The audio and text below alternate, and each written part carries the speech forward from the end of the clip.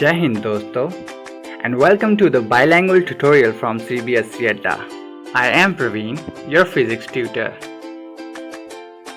And today we are going to learn a topic from class 9th. And here is the topic: motion. It is chapter number 8 in NCERT. So let's have a look upon the topic.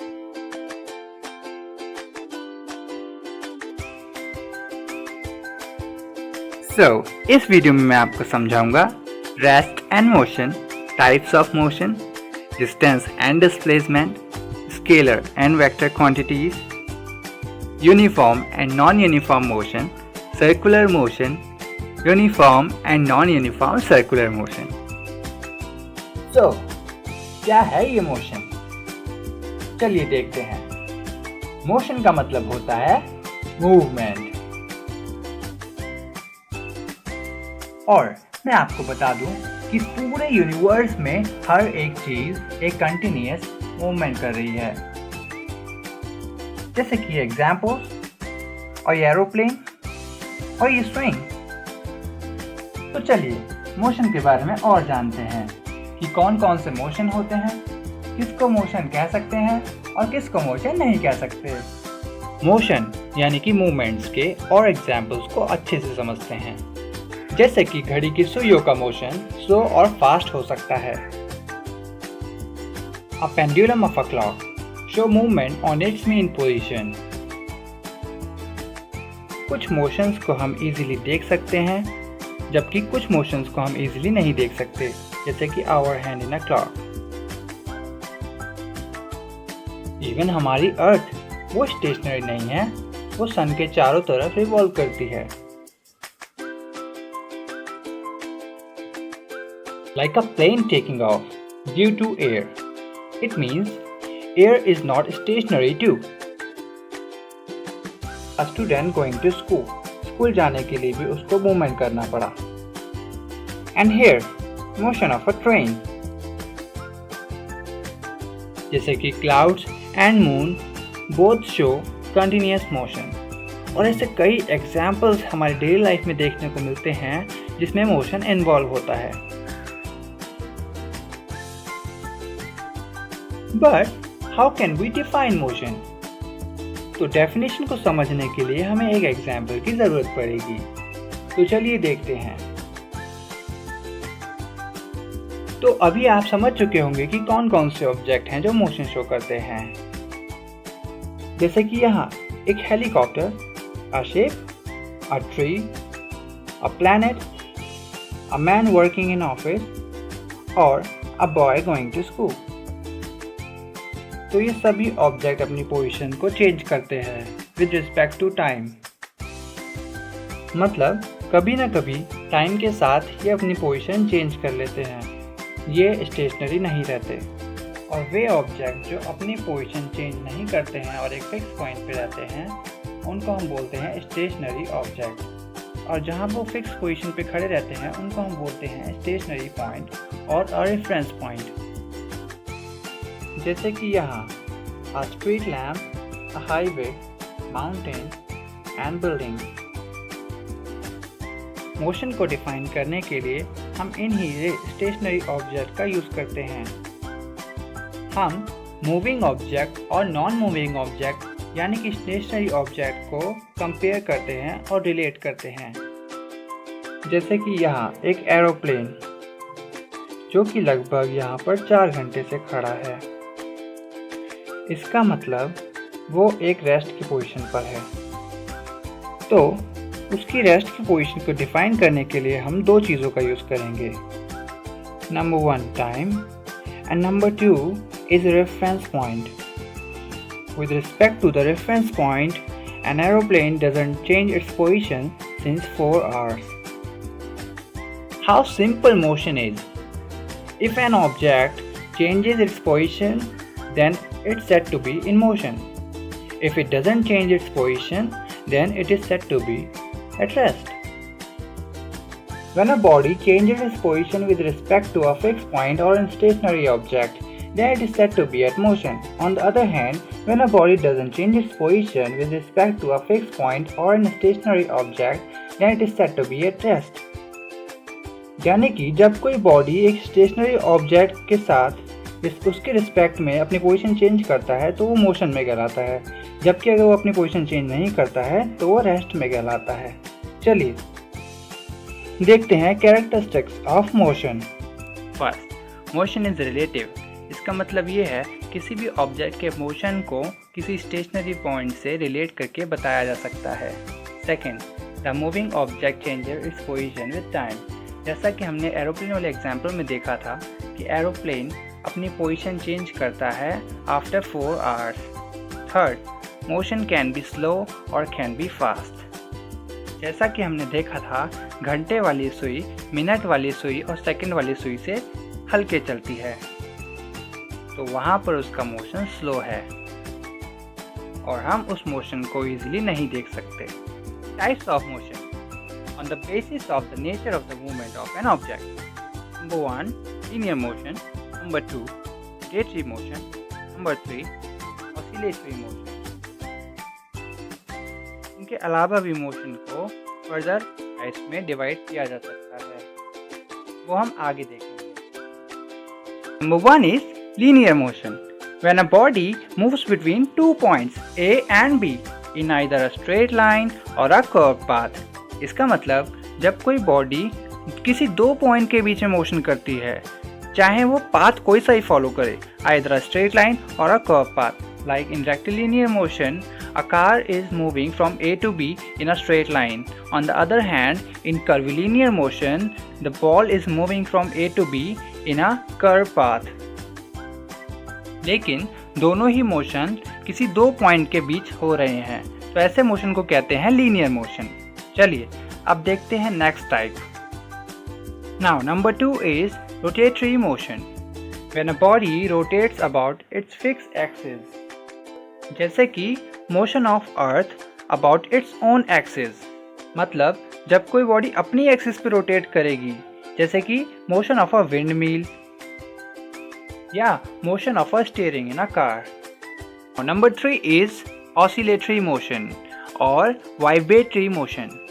When a body moves on its mean position, means जब कोई body अपनी mean position पे move करे, एक single position पे move करे, like motion of a swing और like motion of a pendulum clock और like motion of a guitar string, उसमें भी वाइब्रेशन होते हैं।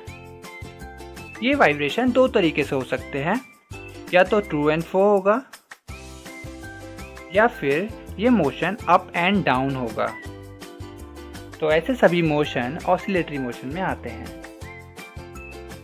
अब समझते हैं क्या होता है डिस्टेंस एंड डिस्प्लेसमेंट। इस कॉन्सेप्ट को समझने के लिए एक एग्जाम्पल लेते हैं। ये है राजू और आज इसके फ्रेंड के घर पर एक ज़बरदस्त बर्थडे पार्टी है, लेकिन आज सुबह सुबह उठ के इसको पहले स्कूल जाना पड़ेगा। लेट अस सपोज राजू का घर और स्कूल के बीच 10 किलोमीटर की दूरी है। अभी राजू स्कूल ख़त्म होते ही एक गिफ्ट शॉप पर जाता है जो कि स्कूल से 5 किलोमीटर की दूरी पर है। तभी वहाँ से अपने फ्रेंड के लिए एक गिफ्ट खरीदता है और सीधा अपने फ्रेंड के घर पे जाता है जो कि 10 किलोमीटर की दूरी पर है। इवनिंग में बर्थडे पार्टी ख़त्म करने के बाद वह सीधा अपने घर आता है जो कि 4 किलोमीटर की दूरी पर है। तो यहाँ पे जो स्टार्टिंग पोजीशन थी वो था राजू का घर, और फाइनल पोजीशन जो है जहाँ पर राजू है वो भी है राजू का घर। तो इस सब में उसने टोटल कितनी दूरी कवर की?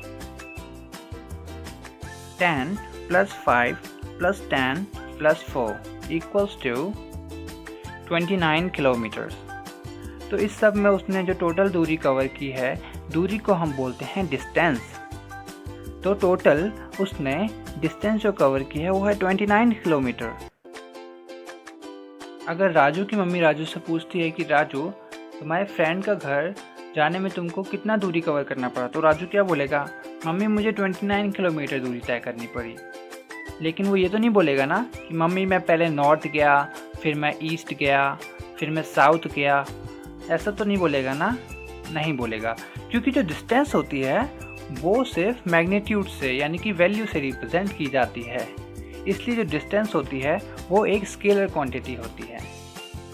तो डिस्टेंस का मतलब होता है कि total actual distance covered by an object is known as distance. So hence we can say the total actual path covered by a body is known as distance. और distance को define करते समय हमको डायरेक्शन नहीं बतानी पड़ती। मतलब distance is the path irrespective of the direction. चलिए एक दूसरा एग्जाम्पल देखते हैं। यहाँ जो कार का ड्राइवर है इसको अपनी फाइनल पोजीशन पर जाना है, लेकिन इस रास्ते पर जाते वक्त उसको कई सारी डायरेक्शन में जाना पड़ेगा। सो लेट अस सपोज कि वो 50 किलोमीटर तक जाता है, लेकिन अगर वो अपनी स्टार्टिंग पोजीशन से फाइनल पोजीशन तक एक स्ट्रेट लाइन में जाता तो उसको सिर्फ 20 किलोमीटर ही कवर करने पड़ते, लेकिन जो एक्चुअल पाथ है वो तो सिर्फ 50 किलोमीटर ही रहेगी। सो आई होप इस एग्जांपल से आप समझ गए होंगे कि एक्चुअल पाथ लेंथ को ही हम डिस्टेंस बोलते हैं और जो डायरेक्शन पर डिपेंड नहीं करती है।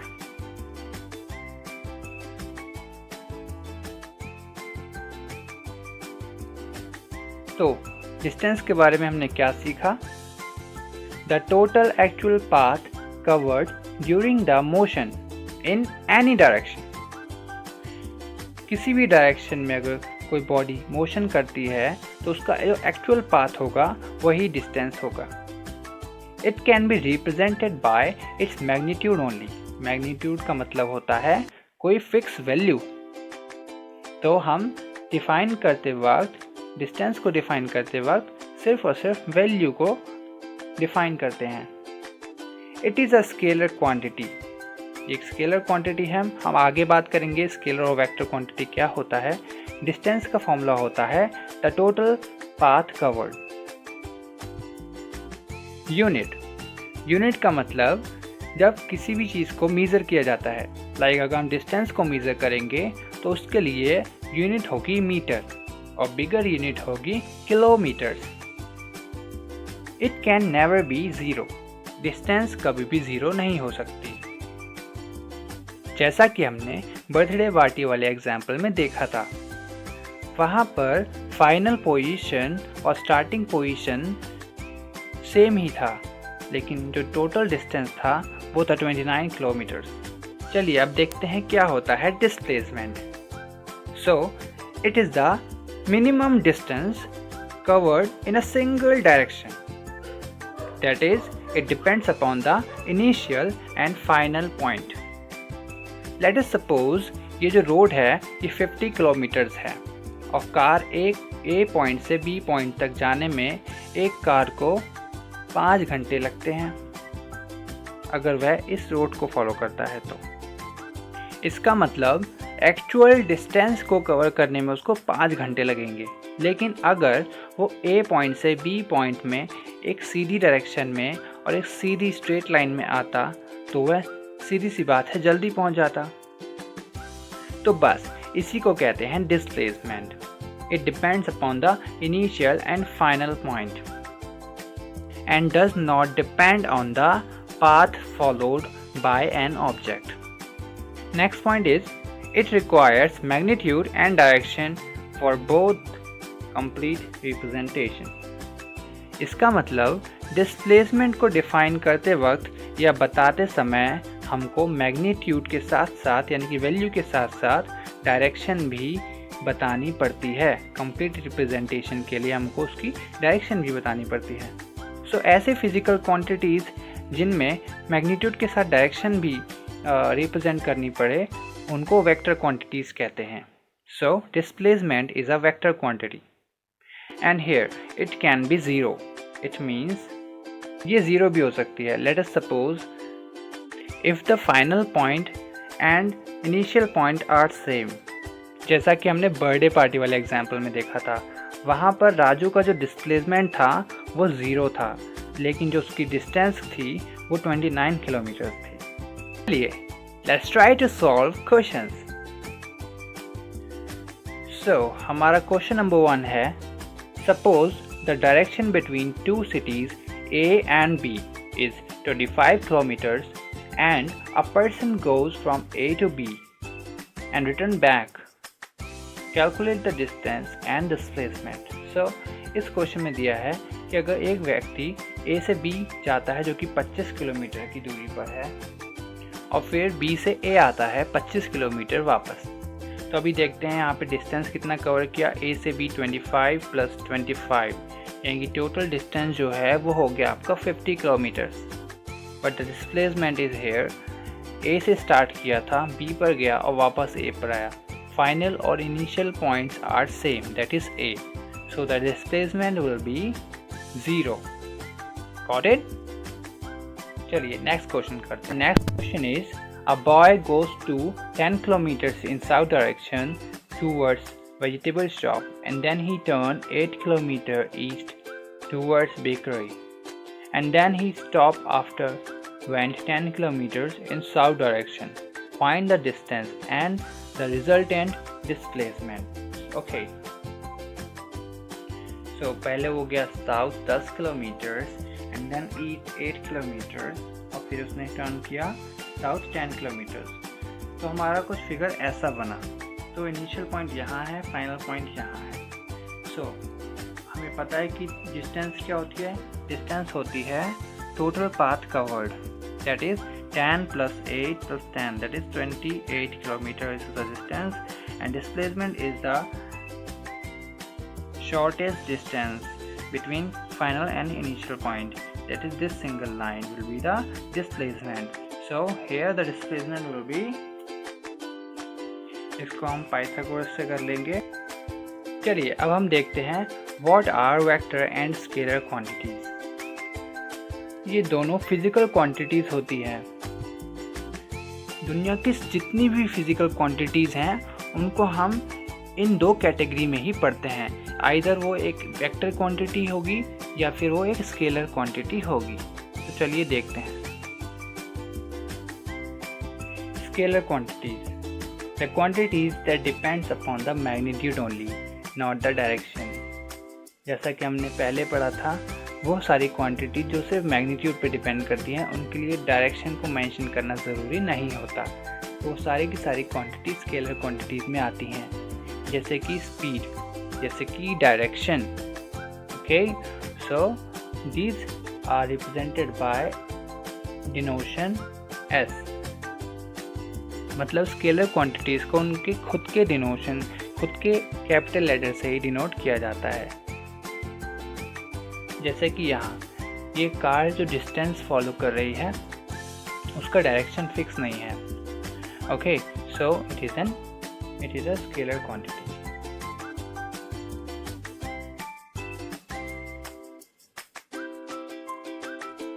चलिए अब देखते हैं क्या होती है vector quantities. The quantities that depends upon the magnitude as well as the direction. It means ऐसी फिजिकल क्वांटिटीज जो मैग्नीट्यूड पर भी डिपेंड करती है और डायरेक्शन पर भी डिपेंड करती है। मतलब उसको रिप्रेजेंट करने के लिए मैग्नीट्यूड के साथ साथ डायरेक्शन को भी बताना पड़ता है। तो ऐसी क्वांटिटीज़ को बोलते हैं वेक्टर क्वांटिटीज़। वेक्टर क्वांटिटीज़ को रिप्रेजेंट करते हैं उनके कैपिटल लेटर के साथ एक एरो से। उनके ऊपर इस तरह से एरो लगाया जाता है कि ये एरो डायरेक्शन को रिप्रेजेंट करता है, like displacement. In this case D is the displacement from A to B in a single direction, that is why it is represented by D and arrow on the D. So it says that it is a vector quantity. Velocity भी एक vector quantity होती है।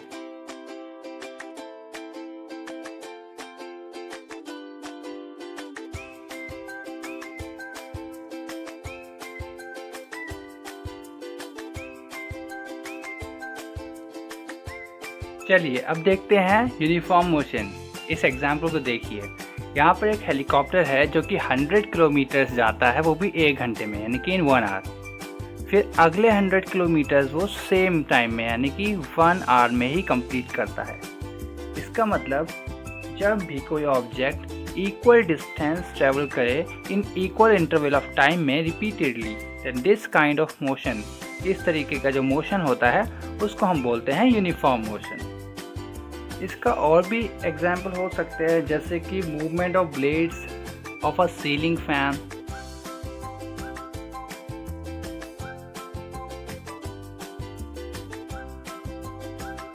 चलिए अब देखते हैं notes. Uniform motion, when the object cover equal distance in equal interval of time. जब कोई ऑब्जेक्ट इक्वल डिस्टेंस ट्रेवल करता है उसी इक्वल इंटरवल ऑफ टाइम में, जैसे कि यह ग्राफ देखिए, 1 मिनट में ये एक कार 10 मीटर्स की डिस्टेंस ट्रेवल करती है, 2 मिनट में 20, 3 मिनट में 30 एंड 6 मिनट में 60 मीटर की डिस्टेंस ट्रेवल करती है। तो ऐसे मोशन को, ऐसे कंटिन्यूस मोशन को हम बोलते हैं uniform motion. For example, motion of a car eight velocity 10 kilometre per hour. चलिए अब देखते हैं नॉन यूनिफॉर्म मोशन का एक एग्जाम्पल। ये बस इसने पहले 20 किलोमीटर डिस्टेंस ट्रेवल की 1 घंटे में, उसके बाद स्टॉपेज पे रुकी, उसके बाद इसने 40 किलोमीटर की डिस्टेंस ट्रेवल की 1 घंटे में और फिर बस स्टॉप पे रुक गई। यानी कि दोनों ही केस में उसने अलग अलग डिस्टेंस एक सेम टाइम में ट्रेवल किया। ऐसा तब होता है जब हम व्हीकल की स्पीड को चेंज करते हैं। पहले वाले स्टॉपेज वाले केस में 20 किलोमीटर पर आवर वाले केस में बस स्लो चल रही थी और बाद में उसने 40 किलोमीटर चलने के लिए, यानी कि समय उस पर 1 घंटा ही था, उसने अपनी स्पीड को इंक्रीज़ किया जिससे कि उसने 40 किलोमीटर्स कवर किया। इसको बोलते हैं नॉन यूनिफॉर्म मोशन। चलिए देखते हैं note. When the object covers unequal distance in equal interval of time, varied speed के साथ, मतलब स्पीड चेंज होगी तभी। If a car 20 kilometres in 1 hour and then 40 kilometers in another hour, यानी कि पहले कार ने 20 किलोमीटर्स को कवर किया और फिर 40 किलोमीटर को, यानी कि 40 किलोमीटर्स को कवर किया इन द सेम टाइम।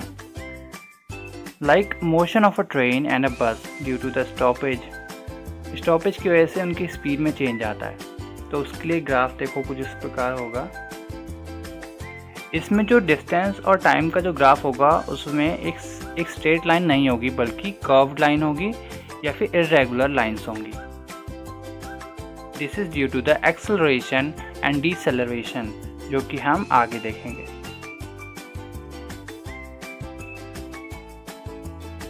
चलिए देखते हैं क्या होता है सर्कुलर मोशन। चलिए इसको समझने के लिए हम एक एग्जाम्पल लेते हैं। सर्कुलर मोशन क्या होता है? When a body travels along a curve path और अ सर्कुलर पाथ। जब कोई बॉडी किसी कर्व पाथ या सर्कुलर पाथ पे ट्रेवल करे तो ऐसे मोशन को बोलते हैं circular motion. Like motion of the moon around the earth, जैसे कि मून का मोशन होता है हमारे अर्थ के अराउंड, और हमारी अर्थ जो होती है वो रिवॉल्व करती है अराउंड द सन। सो ऐसे सारे मोशंस, लाइक इलेक्ट्रॉन रिवॉल्व करता है ना एटम में, तो इलेक्ट्रॉन और प्रोटॉन का मोशन भी क्या होता है? सर्कुलर मोशन होता है, जो अपनी एक फिक्स ऑर्बिट पे मोशन करते हैं। तो ऐसे मोशन को बोलते हैं सर्कुलर मोशन। इसका पहला जो टाइप होता है वो होता है uniform circular motion. Uniform circular motion क्या होता है? इसमें सिर्फ एक यूनिफॉर्म वर्ड जुड़ गया है, यानी कि ऑर्बिट पे रिवॉल्व तो करेगा बट एक यूनिफॉर्म वे में, like equal distance in equal interval of time. When a body travels along a curve or circular path with a constant speed and a constant radical distance। यानी कि जब कोई body किसी circular path पे revolve करती है लेकिन जो उसकी स्पीड होती है वो कांस्टेंट यानी कि फिक्स रहे, चेंज ना हो स्पीड में कोई, और उसकी जो रेडिकल डिस्टेंस है यानी कि सेंटर से जो उसकी दूरी है, सेंटर से उसकी दूरी है वो भी फिक्स रहनी चाहिए। तो ऐसे मोशन को बोलते हैं यूनिफॉर्म सर्कुलर मोशन। ठीक है, जैसे कि motion of moon around the earth और इलेक्ट्रॉन का मोशन मैंने बताया, तो वही सब। अभी आगे देखते हैं हम इसका सेकेंड टाइप, जो कि है नॉन यूनिफॉर्म सर्कुलर मोशन। चलिए देखते हैं। तो non uniform motion, uniform circular motion uniform circular motion के अपोजिट होता है। when the object travels a curved path with variable speed around a fixed axis, मतलब एक फिक्स एक्सिस के अराउंड वो ट्रैवल तो करेगी लेकिन उसकी स्पीड वेरी करती रहेगी, स्पीड में चेंज आता रहेगा। तो ऐसे मोशन को बोलते हैं non uniform circular motion, like motion of a pendulum और motion of a pendulum clock. तो ये सारे मोशन जो हैं इसमें क्या होता है, पेंडुलम की जो स्पीड होती है वो वेरी करती रहती है। Okay, that was all for today, and in my next video we will see these topics, that is speed and velocity, acceleration, distance time graph, velocity time graph, equations of motion and few numericals.